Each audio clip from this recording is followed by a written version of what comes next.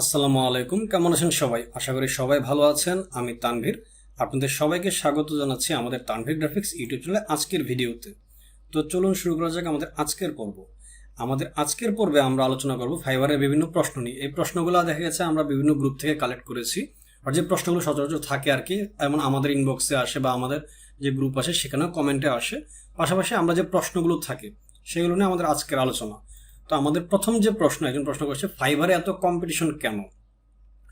খুবই স্বাভাবিক একটা বিষয়। ফাইবার দেখেন যে মার্কেট প্লেসটা বর্তমান যে পজিশন যথেষ্ট ভালো ফাইবারের, সেক্ষেত্রে যার কারণে বায়ার যে মার্কেটে বেশি সেখানে সেলারও বেশি হবে।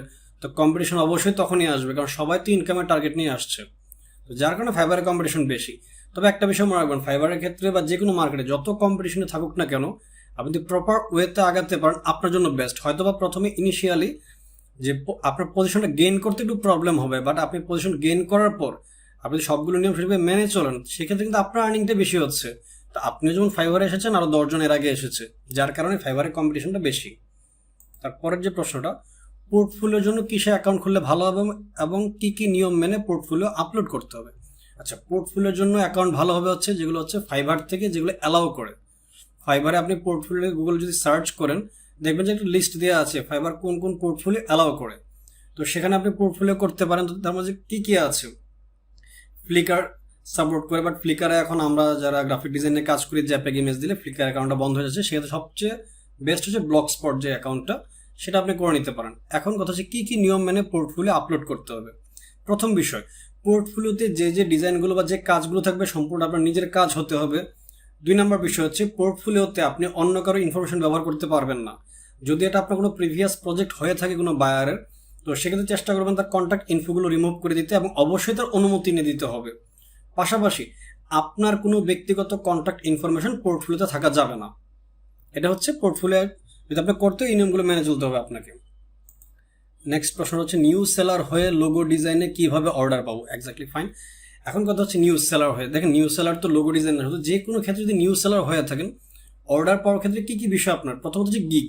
ফাইবারে গিগ ক্রিয়েট না করলে তো আপনি অর্ডার পাচ্ছেন না। এখন গিগ ক্রিয়েটের A to Z প্রসেস নিয়ে আমাদের অলরেডি ভিডিও দেওয়া আছে। তো সেক্ষেত্রে আপনার একটা পারফেক্ট গিগ আপনার তৈরি করতে হবে। দেন হচ্ছে বায়ার রিকোয়েস্ট পাঠানো। আপনি বায়ার রিকোয়েস্ট পাঠাচ্ছেন, এটা হচ্ছে বেস্ট অপশন। তখন আপনার অর্ডার পাওয়া ইজি হয়। আর সেক্ষেত্রে আপনি কখনোই চিন্তা করবেন যে আমি নিউ সেলার বা এটা বা ওইটা, এই ধরনের চিন্তা করার দরকার নেই। আপনি আপনার কাজটা সঠিকভাবে করে যাবেন, তাহলেই হবে। তারপরের প্রশ্ন হচ্ছে, আমি ফাইবারে অ্যাকাউন্ট করেছি, একটা গিগও দিয়েছি, কিন্তু এখন চাইতেছি ফাইবারে আপাতত কাজ করব না, কারণ সময়তে পারছি না। এখন আমি কি অ্যাকাউন্টটা ডিলিট করে দিব? ডিলিট করে দিলে পরে আবার সেম ইনফরমেশন দিয়ে আবার অ্যাকাউন্ট করতে পারবো কিনা? আচ্ছা, এখন যেহেতু আপনি কাজ করছেন না ফাইবারে, পাশাপাশি হচ্ছে আপনার গিগও দেওয়া আছে একটা, আপনি তো কাজ করতে পারছেন না, সময় দিতে পারছেন না, আলটিমেটলি এই অ্যাকাউন্টটা আপনার কাজে আসছে না। এখন আপনি চাইলে এমনও করতে পারেন, গিগটা ডিলিট করে দিলেন, অ্যাকাউন্টটা পরবর্তী ইউজ করতে পারছেন। কিন্তু আমি বলবো যে একটা অ্যাকাউন্ট যখন ওল্ড হয়ে যায়, ফাইবার থেকেই প্রবলেম হয়।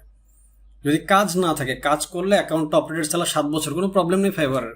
তো এটা হচ্ছে ফ্যাক্টর, সেক্ষেত্রে ডিলিট করে দেওয়াটা আপনার জন্য বেস্ট হবে। এখন কথা হচ্ছে সেম ইনফরমেশন, আপনি ইনফরমেশন সেম দিতে পারবেন, কিন্তু কিছু প্রবলেম বলে দিই। যে মোবাইল নাম্বারটা ব্যবহার করেছেন সেটা ব্যবহার করা যাবে না। তারপর যে জিমেল অ্যাড্রেস বা ফেসবুক যেটাতে আপনি অ্যাকাউন্ট ওপেন করেছেন, সেটা তখন আপনি ইউজ করতে পারবেন না। আগের অ্যাকাউন্টে এই জিনিসগুলো ইউজ করতে পারবেন না। নাম ইউজ করলে প্রবলেম নেই, এবং ছবি, প্রোফাইল পিকচারে যে ছবিটা দেওয়া ছিল সেটা ইউজ করা যাবে না। এবং অবশ্যই অবশ্যই আপনার ফাইবার অ্যাকাউন্টটা ডিলিট করে দেবেন আপনার। তার কারণ হিসেবে দেখাবেন হচ্ছে ইউজার নেম চেঞ্জ ইস্যু, তাহলে আপনার প্রবলেম হবে না। ইউজার নেম চেঞ্জ ইস্যু যখন দেখাবেন, অ্যাকাউন্টটা ডিঅ্যাক্টিভেট করে নেবেন। দেন আপনি আপনার, হয়তো আপনি কালকে অ্যাকাউন্ট খুলছেন না, আপনি 2 বছর পরে খোলেন বা 1 বছর পরে খোলেন, সবচেয়ে বেস্ট হবে আপনার ব্রাউজারে হিস্টোরি, কুকিজ বা যা আছে ক্লিয়ার করে ফেলবেন। দ্যাটস অল, আপনার অন্য কিছু করতে হবে না। তারপরের যে প্রশ্নটা আমাদের, সেটা হচ্ছে অর্ডার না পাওয়ার কারণ কি? খুব ভালো একটা কথা বলেছেন, অর্ডার না পাওয়ার কারণ। এই প্রশ্ন তো সবারই থাকে। অর্ডার না পাওয়ার পিছনে অনেকগুলো কারণ থাকতে পারে। প্রথম কথা হচ্ছে আপনার গিগ। আপনার গিগ যদি আপনি প্রপারলি ক্রিয়েট না করে থাকেন, সেক্ষেত্রে আপনি অর্ডার পাচ্ছেন না, তাই না? আপনার গিগের যখন আপনার গিগ ইমেজ ভালো আছে, গিগের প্রাইসিং আপনার ভালো, আপনার গিগ যখন ডেসক্রিপশন ভালো বা ইজি, বায়ার খুব সহজে বুঝতে পারছে যে আসলে সে আপনাকে কি প্রোভাইড করতে হবে, আপনি কি আউটপুট দিবেন, সব কিছু মিলে। অর্থাৎ আপনি যখন আপনার কাজটা প্রপারলি করছেন, তখনই কি হচ্ছে আপনি অর্ডারগুলো পাচ্ছেন। এবং সবচেয়ে বড় কথা লাস্ট হচ্ছে অনলাইন থাকা পিক মুমেন্টে। 24 আওয়ার্স কারোর পক্ষে অনলাইন থাকা পসিবল না। তো যেই সময়টাতে কাজ থাকে মেইনলি, বা বায়ার নক দেওয়ার সম্ভাবনা থাকে, সেই সময়গুলোতে আপনাকে অ্যাক্টিভ থাকতে হবে।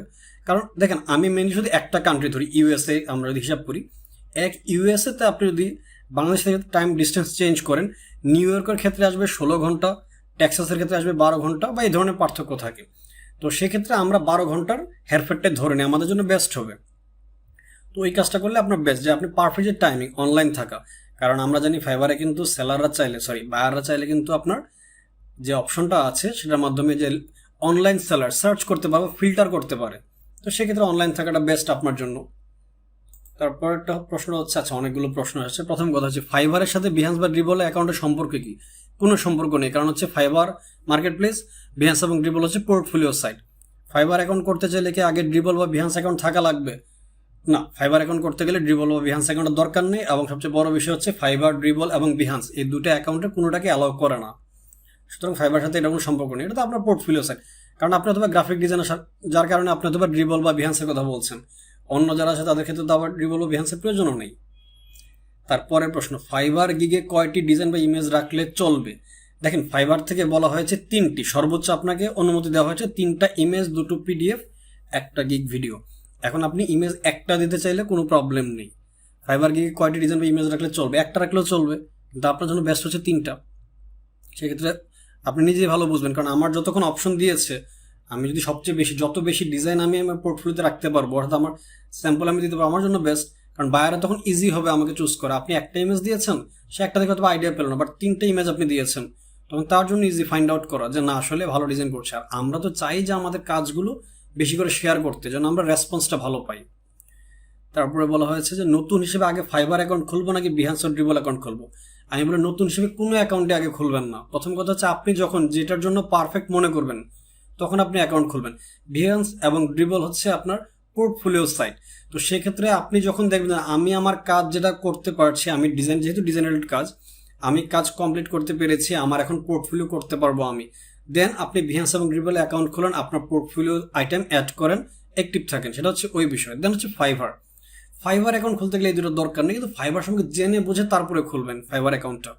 আমাদের ফাইবার অ্যাকাউন্টে এই যে প্লেলিস্টে ভিডিওটা থাকবে, একদম সবার প্রথম একটা ভিডিও আছে ফাইবার অ্যাকাউন্টের বেসিক থেকে, যে যারা একদম প্রথম ফাইবার অ্যাকাউন্ট খুলবেন তারা কি কি বিষয়গুলো কিভাবে খেয়াল রাখবেন, কি করতে হবে, কি করা যাবে না, সবগুলো বিষয় নিয়ে ওই ভিডিওতে দেওয়া আছে। আর আমরা তো আমাদের ডিসক্রিপশনে সেই ভিডিও লিঙ্কটা দিয়ে দিব, সেখান থেকেও দেখে নিতে পারবেন।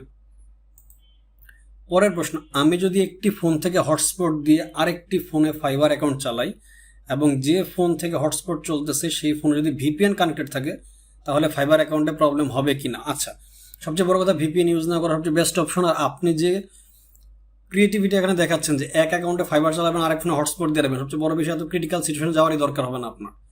আমার মধ্যে বেস্ট হচ্ছে না করাটা, আপনার জন্য ভালো হবে। যেহেতু এখন প্যান্ডামিক চলছে ওয়ার্ল্ড ওয়াইড, ওকে, সো ফ্লেয়ার নিয়ে কি আগানো যাবে নাকি সোশ্যাল মিডিয়া ডিজাইন নিয়ে কাজ শুরু করব? আচ্ছা, এখন দেখেন, আপনার যদি এমন হয় যে না আপনি ফ্লেয়ার ডিজাইনটা খুব ভালো পারেন, দ্যাটস অল, আপনি ফ্লেয়ার ডিজাইনে কাজ করেন। সোশ্যাল মিডিয়া কন্টেন্টের দরকার আছে, কারণ সোশ্যাল মিডিয়া কন্টেন্ট আমরা জানি social media platform day by day grow করছে।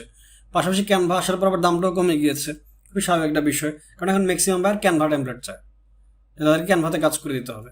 তো যাই হোক না কেন, এখন এটা কিন্তু ডিপেন্ড করে আপনার উপর। এখন আপনি যদি ফ্লেয়ার ডিজাইন ভালো পারেন তাহলে ফ্লেয়ার ডিজাইন আপনি কাজ করেন। আপনি সোশ্যাল মিডিয়া ডিজাইন পারেন না, তাহলে আগে আপনাকে শিখতে হবে, দেন না আপনি কাজ করবেন। তো দুইটাই করেন, আমার মধ্যে বেস্ট হচ্ছে দুইটাই। একটা অপশন কেন রাখবেন? আপনি দুটো অপশনই রাখেন। তারপরের প্রশ্ন হচ্ছে খুব তাড়াতাড়ি কিভাবে অর্ডার পাওয়া যাবে? তাহলে খুব তাড়াতাড়ি আপনাকে যেটা করতে হবে, ফাইবারের জন্য সময় দিতে হবে, দেরি না করে। দেন আপনি কি ক্রিয়েট করবেন, প্রপারলি রিসার্চ করে, দেখা গেছে অন্যরা হয়তো 2 ঘন্টা 3 ঘন্টা সময় দিয়ে দিলে আপনি সেখানে 10 ঘন্টা সময় দিবেন, 12 ঘন্টা সময় দিবেন, আপনার কিছু তাড়াতাড়ি হয়ে যাচ্ছে। অর্থাৎ আপনি আপনার কাজটা ঠিকভাবে করবেন, সময়টা বেশি দিবেন, তাহলে কি হবে, তাড়াতাড়ি হয়ে যাবে, দেন আপনি অর্ডার পাচ্ছেন। তবে আমি একটা কথা সবসময় বলি ভাই, তাড়াহুড়া করার কোনো কিছু নেই। মার্কেট প্লেসটা হচ্ছে লং টাইম রান করার টার্গেট রাখতে হবে আপনাকে। আপনি 1 দিন 2 দিন 6 মাসের জন্য ফ্রিল্যান্সিং ক্যারিয়ার না আপনার, বা আপনি অথবা কোনো কোর্স করেননি যে 6 মাস কাজ করবো তারপর আমি হারিয়ে যাবো, জিনিসটা কিন্তু এমন নয়। তাড়াতাড়ি না করে চেষ্টা করবেন যে আমি অর্ডার কিভাবে পাবো এবং কিভাবে এই অর্ডারগুলো আমি ধরে রাখতে পারবো সেটা শেখার, সেটা আপনার জন্য বেস্ট হবে। তাড়াহুড়া করার কোনো প্রয়োজনই আপনার নেই। লাস্ট প্রশ্ন আমাদের আজকে, ফাইভারে বায়ারকে কি লিখে রিভিউ চাইলে প্রোফাইলের কোনো ক্ষতি হবে না? আচ্ছা, ফাইভারে এখন আমরা জানি রিভিউ তো চাওয়া যায় না, স্বাভাবিক রিভিউ বলতে পারি না। তো সেক্ষেত্রে ফিডব্যাক শব্দটা আপনার জন্য সবচেয়ে ভালো। আর জিনিসটা এমনভাবে লিখতে হবে, আপনি গুছিয়ে সুন্দর করে লিখবেন। আমাদের অলরেডি কিন্তু একটা ভিডিও দেওয়া আছে আপনার ফাইবারে বায়ারকে যে রিভিউ যেটা, অর্থাৎ আমাদের একটা ভিডিও আছে ফাইল হ্যান্ডওভার বা ফাইল ডেলিভারি, আমরা ওই ভিডিওতে দেখিয়ে দিয়েছিলাম যে আপনি কিভাবে আপনি চাইবেন জিনিসটা।